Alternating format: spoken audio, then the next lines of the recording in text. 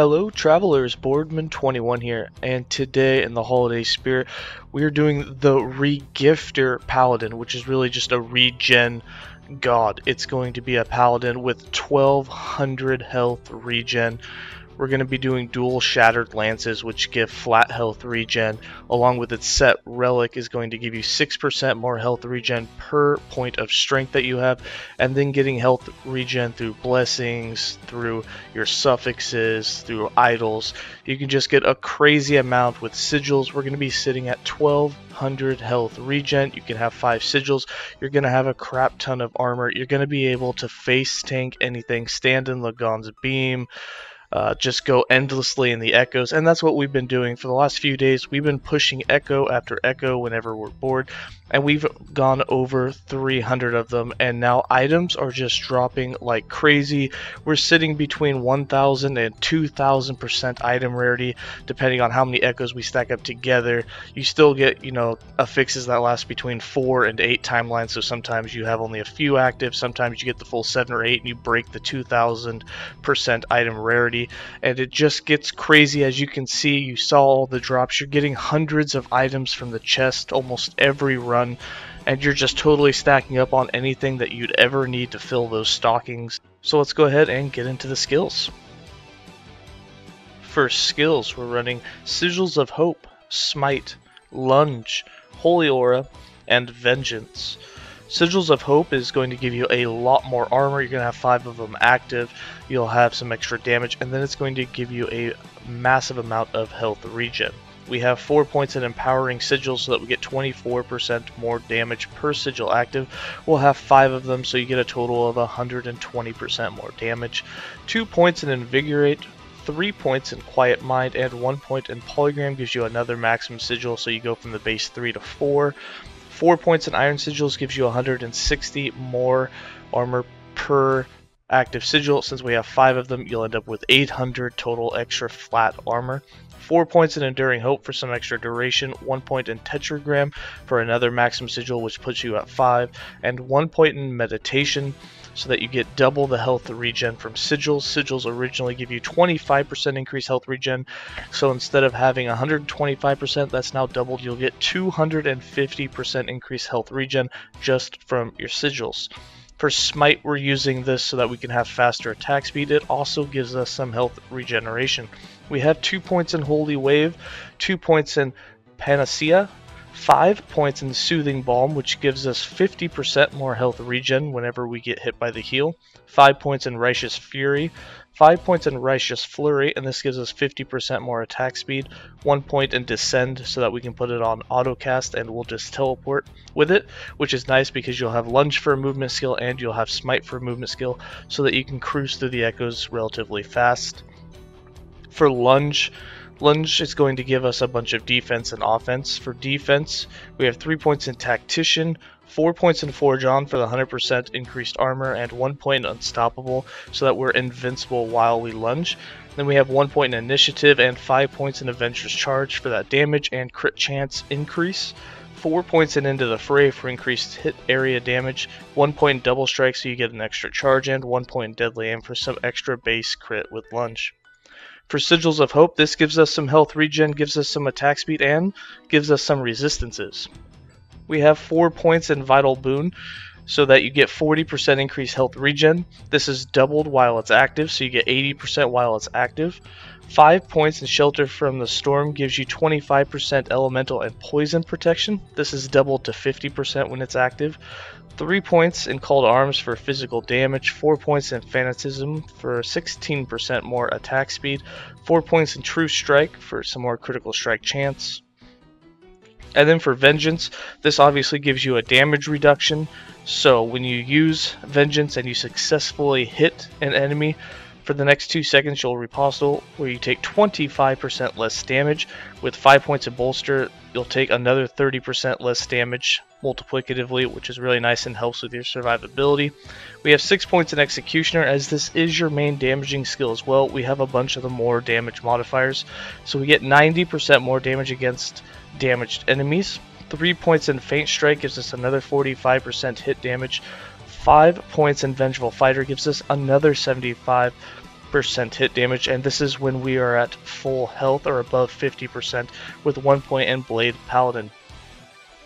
For passives, we have 40 points in the base Sentinel class. This is also a retaliation build so that you can run through the echo and hit things that while they hit you along your pathway to the end. We have 8 points in Juggernaut, 5 points in Overwhelm, 5 points in Counterattack, 4 points in Banish, 5 points in Armor Clad, 5 points in Time and Faith, and 1 point in Gladiator so that we can do a weld. We have 8 points in the Forge Guard with all 8 points in Weapons Master for that strength, and 63 points in the Paladin, our Master class, with 8 points in Conviction, 8 points in Defiance, 1 point in Magissa Firebrand, 8 points in Ray of Strength, 9 points in Flash of Brilliance, 8 points in Faith Armor, 9 points in Penance, and 12 points in Reverence of Duality. For items and idols, we have 4 1x1s that give increased health regen. These ones give some void resistance, and we have some necrotic damage increase, which doesn't matter, but the health regen is all you want. Optimally, you want 4 of these that have 12% increase, which is the max. For our 1x3s, we have increased damage with Vengeance. The suffix can be basically anything you want. On these ones, we have Shred Armor on hit with Fire Skills, which does us no good, so there's definitely a chance for improvement there. But the damage increase with Vengeance is going to definitely increase how fast you can kill things, so Vengeance will still hit hard, especially with the other more modifiers you have inside of its tree. On top of that, you'll have a lot of base damage since we're dual wielding, and we have on 2 one-handed swords, they're going to have a good amount of base melee physical damage. With that, we are wearing 3 uniques, and they are the set items. We have Shard of the Shattered Lance. These are Decidied swords, so they give you 53 melee physical damage base. They also have added cold damage, increased melee cold damage, freeze rate, multiplier. None of that really matters. The melee cold damage will help your damage. But for the most part, what you care about is that they come with health regen, and depending on how many of them you've had drop, hopefully you have some with good rolls. You want to get as close to the 10 flat health regen that you can on both of them. We have 9 on our main hand, and we have a +8 on our offhand. And then with that, if you wear the Fragments of Shattered Lance relic, this gives you 76% increased health regen, and it also gives you, for the set bonus, 6% increased health regen per point of strength. So then you're going to put strength on everything along with health regen, so you're double dipping on basically every item. And then for our items, for our chest, we have strength, health regen per second, increased health regeneration, and increased health. For the helm, we have health regen per sec, set physical and void resist, increased health regeneration, and we have the physical damage and bleed duration. We have a Oracle Amulet for the less damage taken over time. We also have Set Fizz, Set Necrotic, Increased Health Regen, and Flat Health. For the belt, we have Set Fizz, Set Necrotic, Increased Health Regen, and Hybrid Health. For the rings, we have Strength, Vite, Health Regen, and Flat Health on the right side. For the left ring, we have Strength, Vite, Increased Health Regen, and Flat Health on the left. For the gloves, we have Set Necrotic, Flat Health Regen, Health Regeneration Increase, and Hybrid Health. And then for the boots, we have Set Fizz, Set Necrotic, Increased Health Regeneration, and movement speed. For the character sheet, we are capped on our resistances. When you use your aura, it's going to definitely be capped while it's active. We do fall a little bit short, 4% short on the lightning and cold, but you're basically capped on everything. We have 3,000 armor, but once again, when we get the 5 sigils active here, you'll see you sit at 6,000 armor, which is definitely a lot more. That 50% damage reduction is huge, and it's why you're going to be very, very tanky going through the echoes. So capped resist, 50% armor, and then on top of that you have all the damage reductions. Your Oracle Amulet gives you damage reduction against dots, and then inside of your passives you have nearby enemies that deal less damage, and it's definitely going to help you just feel super, super tanky no matter what echo you want. Even at 300 plus echoes right now, I'm sitting at 330 echoes. I believe it's 331 echoes. We still just don't take any damage. Like, the closest call I've had was around the 200 mark when I took like a 1000% increase in damage. Or mobs have 1000% physical damage increase, and I came up against some archers. It got a little bit iffy on that one, but we just took it a little slower and made it through just fine. It took 5 or 6 echoes to get that off.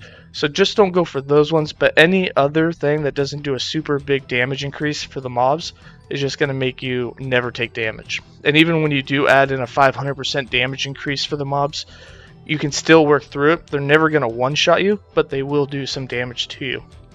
And what's nice is you can constantly run away, and your health is just going to regen almost instantly, so it lets you kind of kite the mobs a little bit when you do get in those situations where you take some damage. For the skills and what I do with them, I like to put Holy Aura, Lunge, and Smite all on auto cast. And then I just cast the sigils myself whenever I notice that I don't have 5 of them. And then Vengeance is going to instantly give you your mana back. You'll be able to stay at 5 sigils constantly, and it won't even be a worry. And then you can see for damage, we're not doing horrible damage. You know, our crits are doing 20 to 30k damage. Our regular damage is hitting the training dummy for 10k. And you are applying some bleed stacks on there as well, so you have a little bit of that. But for the most part, it's not going to be a super high DPS build, but it will get you through the echoes relatively quickly. And when you get to that final target, you can usually take the boss out pretty quick. The Smite really helps with its 50% attack speed, so that you can really start to whittle down a boss rather quickly. Alright, let's go ahead and get into some more gameplay.